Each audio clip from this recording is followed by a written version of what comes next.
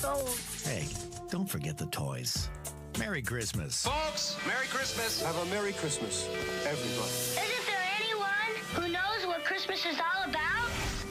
Merry Christmas. Merry Christmas. Hi, this is Craig Morgan, wishing you a Merry Christmas. Hi, this is George Strait, wishing you and your family a happy holiday season. Happy holidays. Jingle bells, jingle bells. Hi, I'm Carrie Underwood, wishing you a Merry Christmas. I just want peace on earth this Christmas. On 100.5 FM.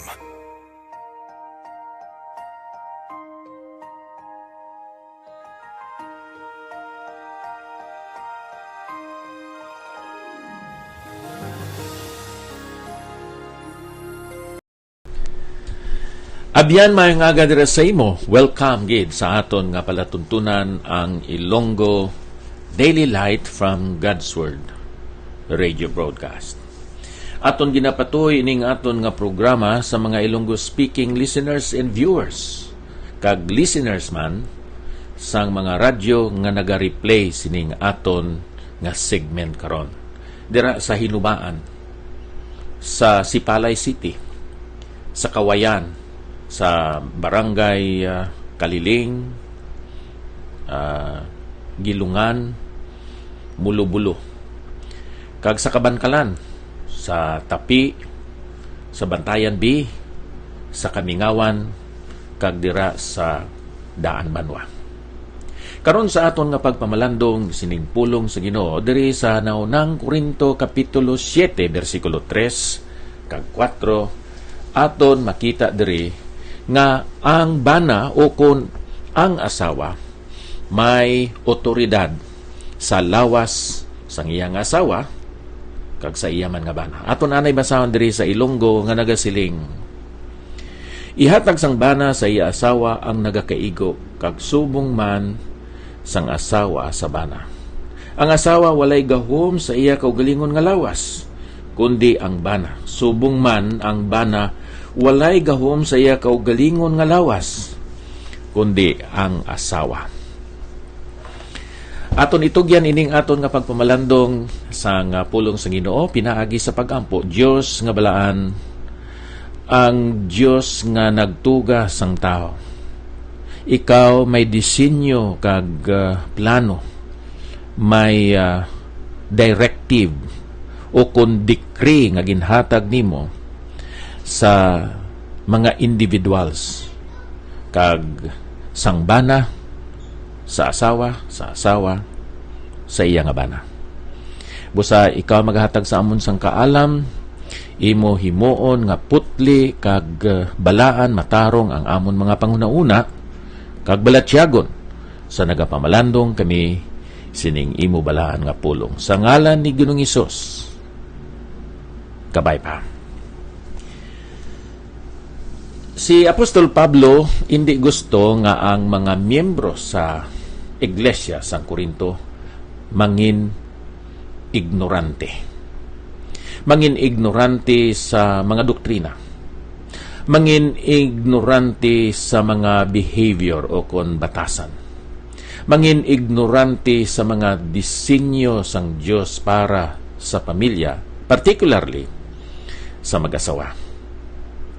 Sa panahon nga kita nagbalaton kay Kristo Jesus subong aton kaugalingon nga maluluwas, ginhatagan niya kita sang balaan nga espiritu.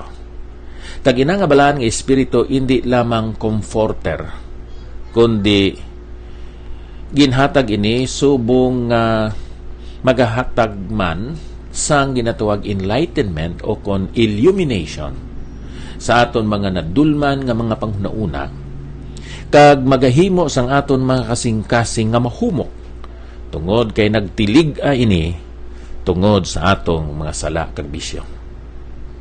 Gusto ni Apostol Pablo nga ang mga Kristohanon dito sa Korinto ilabi na gid ang mga mag-asawa may maligon, malipayon kag makahuluganon nga relasyon sa isa kag isa.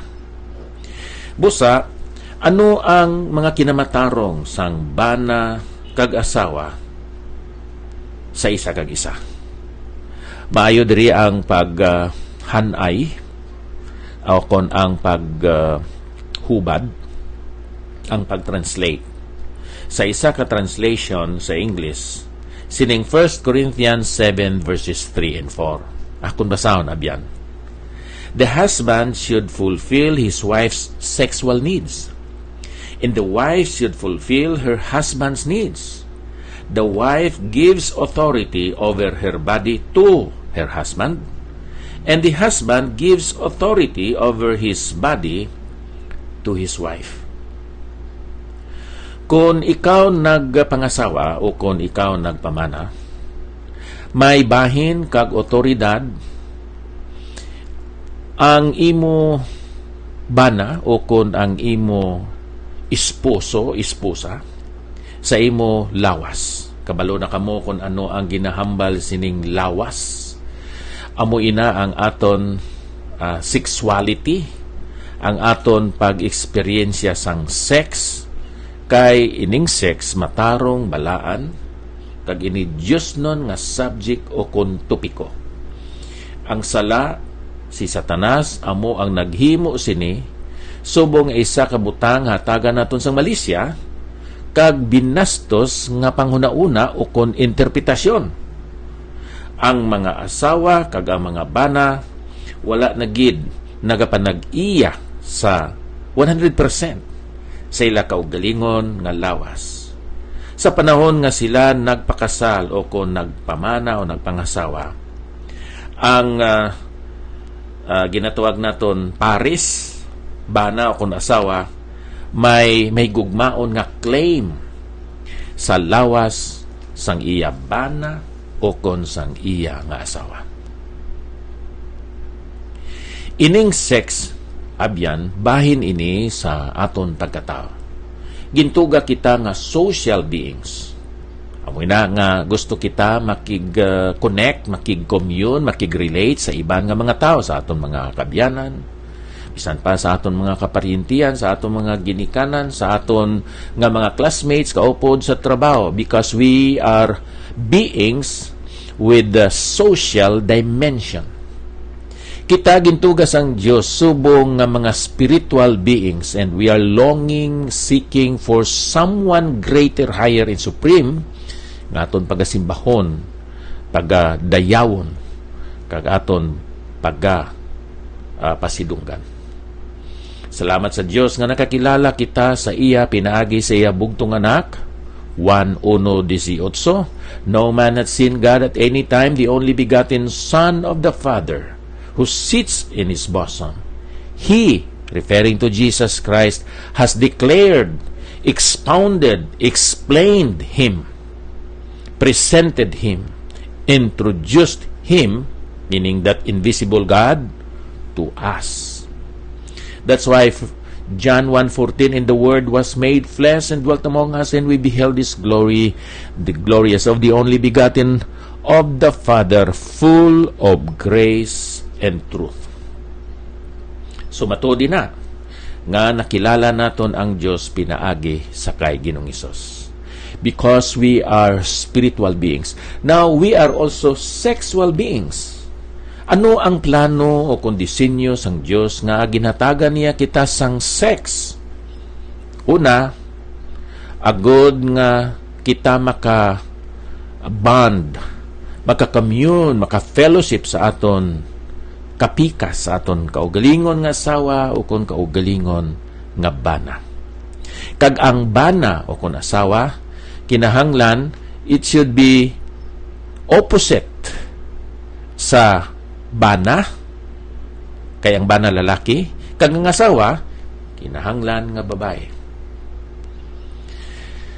Busa kita karon subong nga mga sexual beings, ginatagan sang directive sang Diyos nga maka-eksperyensya sinang sex kag sexuality sa panahon nga kita tapos na nga nakasal. Ang iya sang kalibutan, siguro dira sila sa social aspect anay, and then sila maghulid na ang sugatanay kag pagbatyaganay sang ila kaugalingon nga lawas sa isa kag isa Tungod kay hindi man sila mga Kristiyanon, so wala sila sang matamis nga relasyon dira sa Dios. Kay sila patay, meaning separated from God. Pero ang sugo sang Ginoo, mga steps para sa pagpakasal o kon sa pagpangasawa, pagpamana mo ini. Kinanglan Kristiyanon, spirit to spirit, the spirit of the male and the spirit of the female, meaning they are Christians. Soul to soul, ang ila mga kalag dira na sapwan, ang sa kalag ang intellect, emotion, and will. And then ginbutangan sang kasal, marriage. Sa tapos ang marriage, amo ang body to body, meaning ang pag-eksperyensya sang sex. Sa tapos nga nagpakasal ang lalaki kag babae, may loving claim na ang bana sa lawas ang iya nga asawa, kag may submissive and loving claim ang asawa sa lawas ang iya nga bana. Kag dira may eksperyensyan ang matuod, matinlo, matarong, balaan nga pag-eksperyensya sang sex kag sexuality. Si Apostol Pablo hindi siya gusto nga aton matun-an ang topiko, subject, tema sang sex pinaagi sa Playboy magazines or sa mga pornographic magazines. Ang sex naghalin sa Dios. Gintugan niya ang tao nga may sexuality kag may abilidad sa pag-eksperyensya sang sex. Kag ang pag-eksperyensya sang sex abyan sa opposite gender. Laki sa babae, babae sa lalaki, sa tapos ang kasal. Kabay kung tani nga magabilin ini sa inyo abyan, mga dalaga kag soltero, ang huna-huna kag konviksyon nga manginputli kamo, tubtob nga kamo pagakaslon sa sinangbalaan kag matarong nga pagpakasal. Ang Dios magapakamaayo sa inyo mga dalaga kag soltero, kag kita nga mga married na nga mga individuals, lalaki kag babae, ma-preserve ang aton purity, ang aton chastity, ang aton fidelity subong nga mga anak sang Dios. Amay nga balaan, salamat sini nga pulong. Salamat sini nga instruksyon halin sa imo balaan kasulatan. Now we understand that we are not merely social, spiritual beings, but also you have created us to be sexual beings, experiencing and expressing our love to our own wife, to our own husband. In Jesus' name, amen. Salamat gid abyan sa inyo nga pagsunod sining aton nga programa dira sa kay Brother Rene Lesas Amorgente. Ang Dios magapakamayo sa inyo. Madamo gid nga salamat.